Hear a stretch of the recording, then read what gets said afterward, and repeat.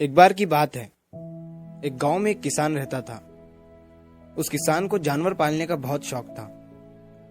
उसके पास पहले से ही बहुत सारी भैंसें थी, जिनका दूध बेचकर वो अपना घर चलाया करता था। तो एक दिन उस किसान ने एक खरगोश और एक बंदर को भी अपने घर में पाल लिया। अब काफी दिन गुजरने के बाद उस किसान ने उस खरगोश और बंदर के साथ खेलने का सोचा।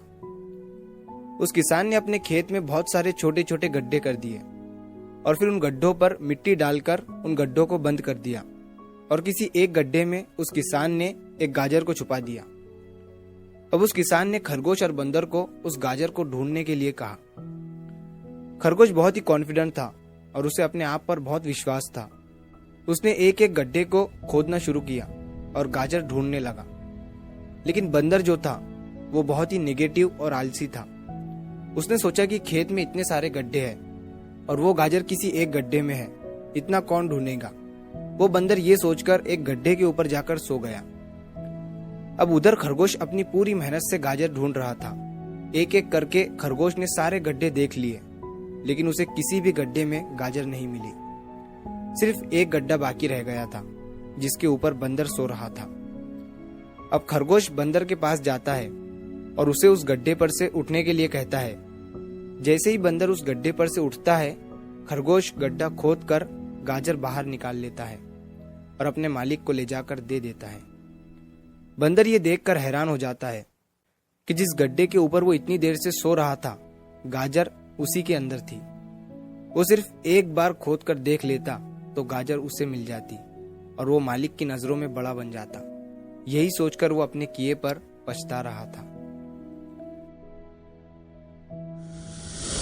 दोस्तों, इस कहानी से हमें 3 बहुत बड़ी सीखें मिलती है।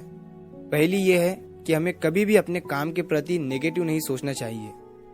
जैसे उस बंदर ने सोचा कि इतने सारे गड्ढे हैं और गाजर किस गड्ढे में है पता नहीं। यही सोचकर उसने उस काम को अपने लिए बड़ा बना दिया।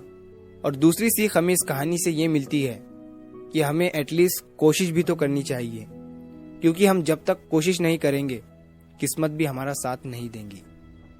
अगर वो बंदर जिस गड्ढे पर सोया हुआ था वहां से ही गाजर को ढूंढना शुरू करता तो उसे गाजर मिल जाती, लेकिन उसने कोशिश ही नहीं किया।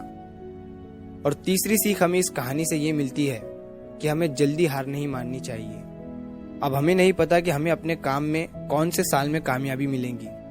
वो 2025 हो सकता है, 2030 हो सकता है या 2032 भी हो सकता है, लेकिन हमें कामयाबी तभी मिलेंगी जब हम पॉजिटिव सोच के साथ कोशिश करते रहेंगे और हार नहीं मानेंगे।